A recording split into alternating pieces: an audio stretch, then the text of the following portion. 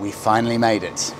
Good morning from Mumbai, India. We got in to our apartment here in the south of Mumbai at 2 p.m. yesterday. It's incredibly easy. It's just 8 hours from Heathrow Airport over to Mumbai, and then from Mumbai it's very easy to get around to different places in India. So tomorrow lunchtime we're heading off to Goa, which is only a 1 hour flight. So we've got 2 days here in Mumbai.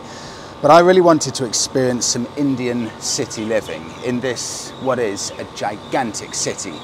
I was amazed at prices of properties. Don't come to Mumbai thinking you're going to get really good value or cheap accommodation, because it just doesn't happen here. Most of the properties seem to be £100, British pounds plus. We've managed to find somewhere that is, I think, fairly decent value. So I'll flip the camera, show you the apartment, and then as a first stop it's a lovely quiet street here. Just soak that in, because things all change very quickly. This is a well-known hotel. We went to the taxi counter at the airport yesterday and said we'd like to be dropped off at the Grand Hotel Mumbai, and the person at the counter said, great choice, that's a very well-known hotel. This is designed by a Scottish architect, built from 1914 to 1918, and when we show you a bit from the outside, it's lovely. You can tell it's beautifully designed. He's also the architect who designed the Gateway of India, I think the Prince of something hotel. He's designed a lot of famous landmarks in Mumbai. The good news is it's being completely renovated on the inside. The bad news for us is the renovations stop 2 rooms down. So if we would have come maybe a month later, this would all be beautifully renovated. The truth is here, it's in desperate need of renovation. We have an air conditioning unit from Tata. Very loud. Which, sounds like some industrial machinery. We have lovely, I would say, 1990s type furniture, but I don't think anything has been touched in here for a good 30 years. But when we walk downstairs, you'll see some of the beautiful architectural little design features. But this is what you get. The price, and we looked, Monika and I, for, and I'm being serious here, a good day at property prices for Mumbai. Initially I thought, this can't be true. The amount of places at £200 plus a night is huge. Renting a small room within a shared house can often be £70 to £80 a night. This is £75 a night, which is genuinely pretty good value for Mumbai. 2 more things I really want to mention. I've been warned about this. When you come to India in general, make sure you pack your own loo paper, because this is a big problem. Last night, I realised there was no loo paper here, and there was no one that I didn't know if I should ask at reception, in essence. I was shy. So I go off to a supermarket, go off to get some loo paper. There is none. I then am desperately wandering around for 40 minutes outside looking for some. I couldn't find any on a 40-minute search. I think in India they just don't really use it like we do in the UK. In the end I had to ask reception, and the loo rolls, bear with me, they're quite thin. And they also don't have tissues in here if I want to blow my nose. So they gave me one of those for 2 days, and I said, sorry, can I have 2 more of those, please? So, my lord, if you see loo paper in a shop, you need to stock up, because it isn't the norm to have a fully stocked up bathroom. That's enough bathroom talk. I'll show you one other thing. Oh my God, that is the hardest bed I have ever slept on in my life. Somehow we managed to sleep, but there's no cushion at all. I don't know if that's a sign of things to come, but that feels like it's just a flat surface of MDF with sheeting on it. There's nothing there at all. Okay, that's enough of that. Let's go and grab a coffee, and we're just going to wander around. We'll show you a few of the sights of Mumbai.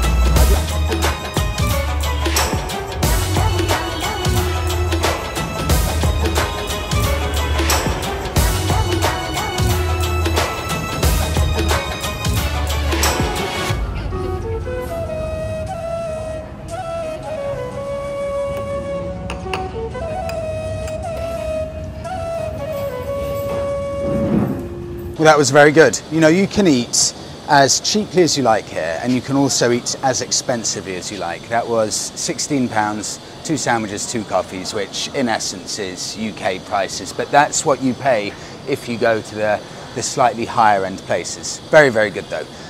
Although, I have never been warned so much as I have in India about food poisoning potential.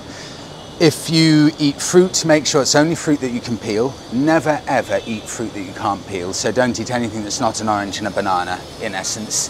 Never buy water from someone selling at the side of the road, because what they do is they just reuse an old water bottle, fill it up at a tap, and then give it to you, and you'll get food poisoning from that. Don't drink any water that you haven't seen being physically opened. Don't eat any salad.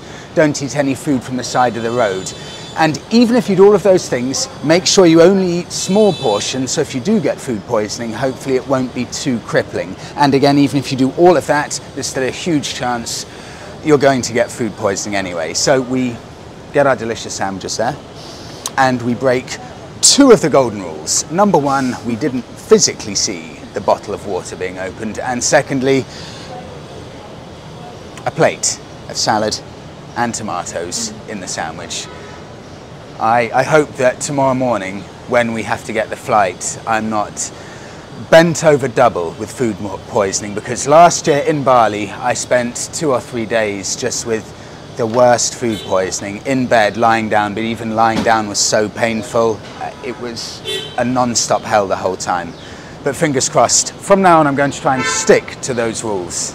I'll just flip the camera, if I can squeeze past after this car, because it's a proper biking city here. Royal Enfields are, relatively speaking, everywhere, although I'll be completely honest, more of the Bajajs and the simple 125s, but you can see the string of bikes here, and every so often you get one of the Royal Enfields, but they're not the ones that we're used to in the UK. You get these 350 kickstart ones, and I will show you them if possible, the police use. This seems to be the most popular one, 300X Thunderbird Royal Enfield. Indian only model, to the best of my knowledge. I think the trade... See, I think I've lost about 20% of my hearing, because tooting goes on here all the time, and from what I can see, for no reason at all. Sometimes there'll be an empty street and a car will be going past and they'll just toot, but they'll toot for 20 seconds at a time for no reason.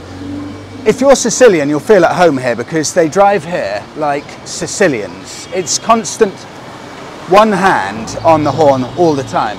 I also don't think they have the same kind of trademark or copyright laws as we do back in Europe, because this isn't a Jeep, this is a Thar. I did a double take first, but I've seen about 5 of these now. This is India's equivalent of the Jeep Wrangler. How similar is that? No, thank you. Thank you though. Still looks good.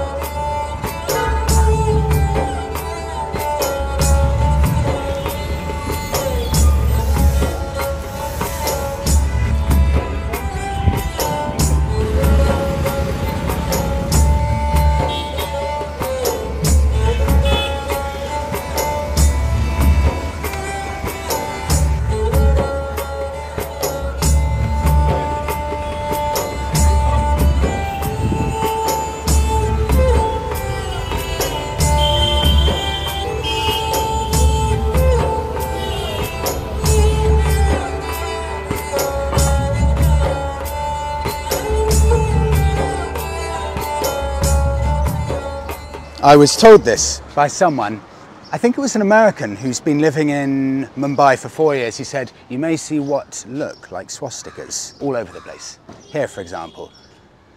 But I now know that these are not swastikas. I think if I'm correct, that is an Indian sign for peace, something like that. Although it has the exact same logo as a swastika. So if you see those around the place, don't worry, you're still in good company.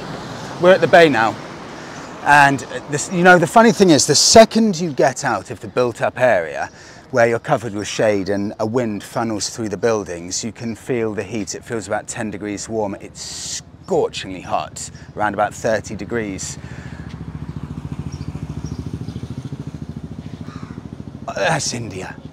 I love it. We're at the bay here, and you can see how, I don't know if this is a smog, but it's really quite smog-like in the distance, but covered in little boats, fishing boats, I think, and other things there. And in the distance, you can just see that is the gateway of India. I think commemorating, and apologies for my history, I think it was George V's coming over to India, commemorating that. Built around about 110 years ago.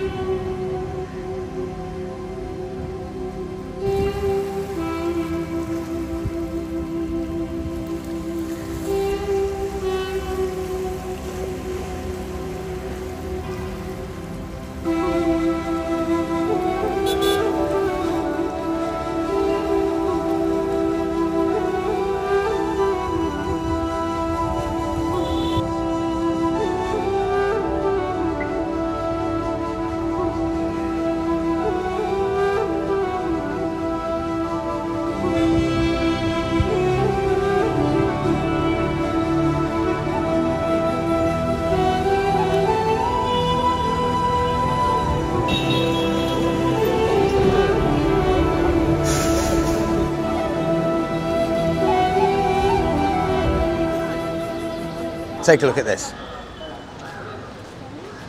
Indian police motorbike. That's of no interest. This is what you want to see. Royal Enfield police motorbike. Just the same as every single vehicle in Mumbai, completely battered. It looks like it's been in a destruction derby race. I think this is a 350cc.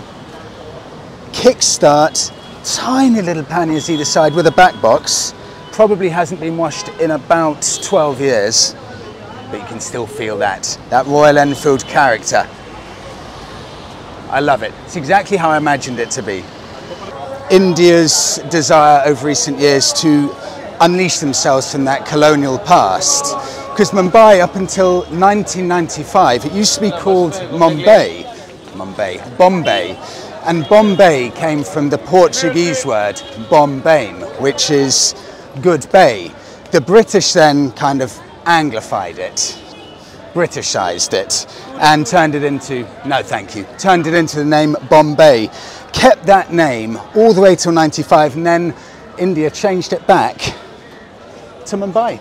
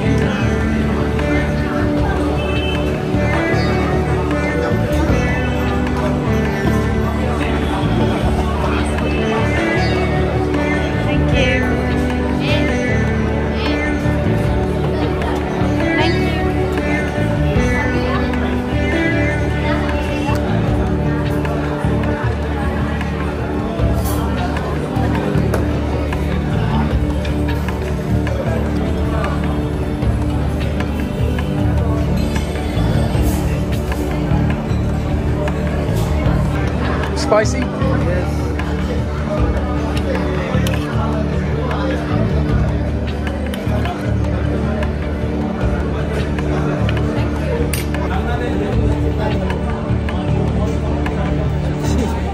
this is a big deal for me. Leopold's Cafe. This is the cafe mentioned numerous times in the book, and was it for Netflix? I think for Netflix. TV series Shantaran. I was a massive fan of this. Charlie Hunnam, brilliant series about, in essence, an Australian bank robber and heroin addict who got into a huge amount of illegal stuff. And this was one of the places that he liked to hang out. There's one more reason this place is famous, maybe infamous. That's from the 2008 terrorist attacks in Mumbai. This is one of the key places those attacks took place. I think 10 people died in this cafe alone, and at the front of the cafe there, you've got all of the bullet holes that have been kept as a memorial to that time so that they can remember it. I've got a fresh fruit juice. Monica wasn't brave enough to do this, but I'll be completely honest, I was about to cancel my order and say, no, you know what, no, I can only have cooked fruit and veg, so I won't take the mango juice. But he specifically said to me, this is very good for the stomach. I really, really hope he's right. I've got one other thing that I want to show you. Because whenever you buy some trousers from Zara or anywhere else, it will either say that those trousers are made in India or made in Pakistan. And I really want another couple of pairs of linen trousers. So outside of Leopold's Cafe, a gentleman gave me this. And he said, anything you want tailored at all, whether it's cotton, linen, anything, it can be tailored and made for you within 2 hours. So I said, you know what? Usually I say, no, I don't want to buy anything, thank you. But I do want a couple of pairs of linen trousers. He said, come in, we'll measure you up. It's £8.50 for a pair of 100% linen trousers. Ready in 2 hours. And it's next door.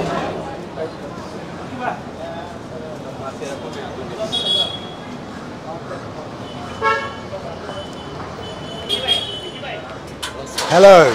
Is it okay if I film? Yes, please. Perfect. Some linen trousers, maybe 2 pairs. Similar to this. Do you recommend 100% linen or linen blend? 100% linen. 100% linen? Linen blend would not. Oh. Pictures will not come nice. Yeah, this is normal for me, it's fine. Linen blend would not fall nicely. Perfect, so 100% linen. 100%. Good. Something similar to this? So, are you looking for natural color? Maybe one blue and... midnight blue, very nice one. Perfect. And a natural color. Good. Sir, the blend one would be the 6,500 rupees one. 6,000... That is the blend one. But Yep. if you go for 100%, that would be 9,000. 9,000... Okay, I'll go for 100%. Sir, you have to go for 100% if you need a fall like this. Give Perfect. me the navy blue and give me natural. Ah, that's nice.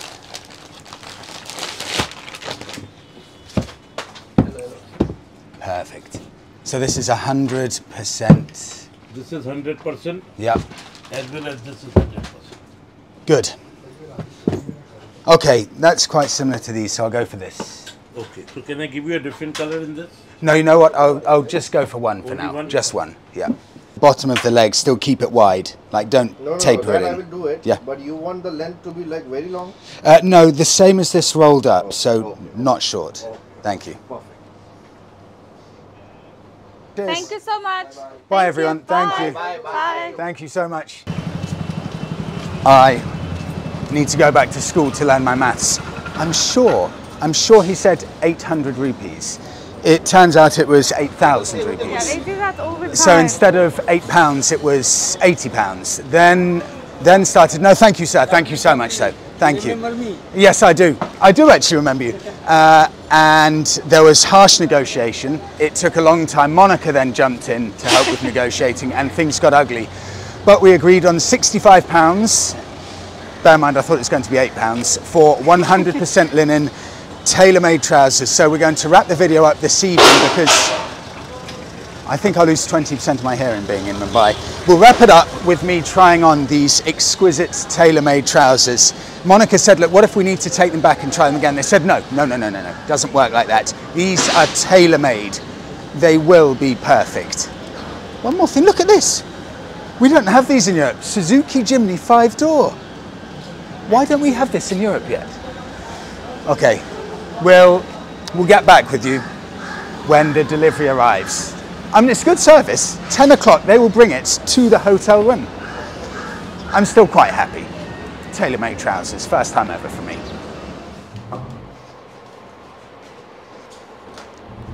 They've arrived.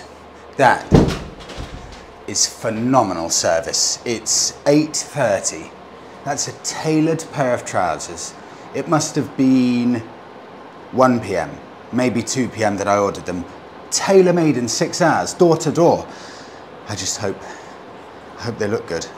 I'll try them on and we'll wrap the video with me showing you my first ever pair of tailored trousers. I was scared, honestly, really apprehensive, because I'm not going to lie, if they didn't fit, then I don't know if I'd go back and say, sorry, they don't fit. Beautiful. They're lovely. Beautiful. This is my first ever pair of tailored trousers, handcrafted by Indian craftsmen. I mean, it's just beautiful.